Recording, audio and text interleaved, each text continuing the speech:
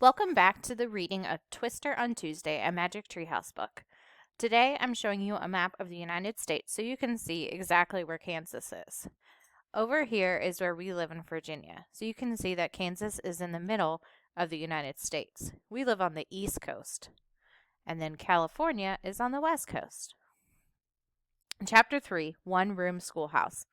Let's check it out, said Annie. She and Jack walked up a little hill. At the top, they saw that rusty pipe that was rising out of a wooden roof. They walked around to the other side of the hill. Beneath the wooden roof was a door. The door seemed to open it into the hill itself. What is this? Said Annie. Let's find out, said Jack. So there is the schoolhouse that they found. He studied their research book until he found a black and white photo. The photo showed the same hill. Jack read aloud. Since the prairie did not have many trees, wood was hard to find, so pioneers often made their houses out of sod bricks, which were blocks of earth cut out of the prairie. Sometimes a sod house was dug out of the side of a hill. It was called a dugout. Jack pulled out his notebook. He wrote, solid bricks equals blocks of earth. Dugout equals sod house carved out of a hillside. Then Jack read more. Tornadoes or twisters are common on the prairie, so many dugouts had storm cellars. A storm cellar was like a rough basement below the ground. During a twister, a storm cellar is the safest place to be. Whoa, maybe we'll see a twister, said Annie. I hope not, said Jack. Then he read on.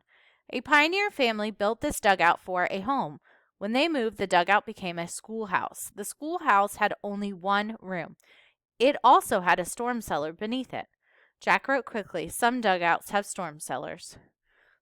Hey, this is the place, said Annie. Jack looked up from his writing. What place? He asked. Where is the best place to find our special writing, something to learn? Said Annie. Jack smiled. A school, he said. Annie ran to the wooden door and knocked loudly. A moment later, the door creaked. A girl peeked out. Her hair was in a tight bun, as if she were a grown-up, but she didn't look like more than 16 or 17 years old. Hi, I'm Annie, said Annie. This is my brother Jack. The girl opened the door wider. Hello, Jack and Annie, she said. I'm your teacher, Miss Neely. You're the teacher? Said Jack. Miss Neely seemed way too young to be a teacher. Yes, she said, smiling. Come in. You are late. Chapter 4, Reading Lesson. It was warm and dry inside the schoolhouse. Several oil lamps lit the darkness. Class, meet Jack and Annie, the young teacher said. What class? Thought Jack. There were only 3 kids. One bench sat a small boy and a girl. The boy looked about Annie's age. The girl looked a little younger. On another bench sat a tall boy, and he was tough looking. Welcome to our first day of school, said the young teacher. Today's your very first day, said Annie. Yes, our first day in this dugout. The family who lived here left for California a week ago, said Miss Neely. And during this time, a lot of people went to California for the gold rush, and many people went with the chance to maybe find some gold. Jack and Annie peered around the room. The walls were made of dirt. The floor was made of wood. It was covered by a worn rug.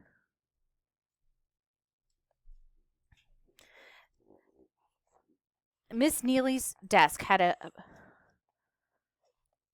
was made from a barrel. A small coal stove was near her desk. A crate held a jug of water, chalk, and 2 small blackboards. It's a nice school, Annie said politely. Thank you. We're very grateful for it, said Miss Neely. And where do you live? Well, Jack started. Then he stopped. He wasn't sure what to say. Actually, we don't live around here, Annie said. We're passing through. You must be from the wagon train I saw this morning. Annie nodded. Jack smiled. Good work, Annie, he thought. We can only stay a little while, he said. How exciting for you, said Miss Neely. Heading west on the wagon train. Where are you going? California, Annie said. California? That's wonderful, isn't it, class? Miss Neely said to the others. Yes, ma'am, said the 2 younger children. The older boy barely nodded. Have you ever been to school before, Miss Neely? Asked Annie. Yes, ma'am. We both know how to read and write. Jack's one of the best readers you'll ever meet. My, isn't that wonderful, class? Said Miss Neely. Yes, ma'am, said the younger children. The older boy gave Jack a scowl. Not exactly the best, Jack said modestly. I love to read, said Miss Neely. I'll read any book I can get my hands on. Me too, said Jack. Then perhaps you'd like to start off our first reading lesson of the school year, said Miss Neely. Sure, said Jack. Sit with Jeb, then, said Miss Neely, and Annie, you sit with Kate and her brother Will.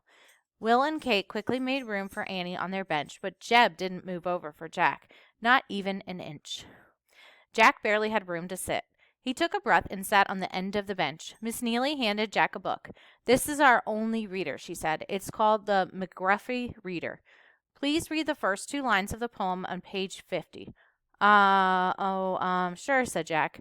He turned to page 50, and he pushed his glasses into place. Then he read, Twinkle, twinkle, little star, how I wonder what you are.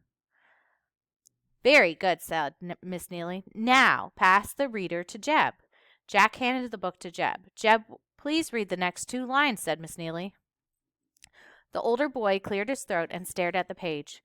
Maybe Jeb can't read, Will said in a kind voice to Miss Neely. Jeb's face got red.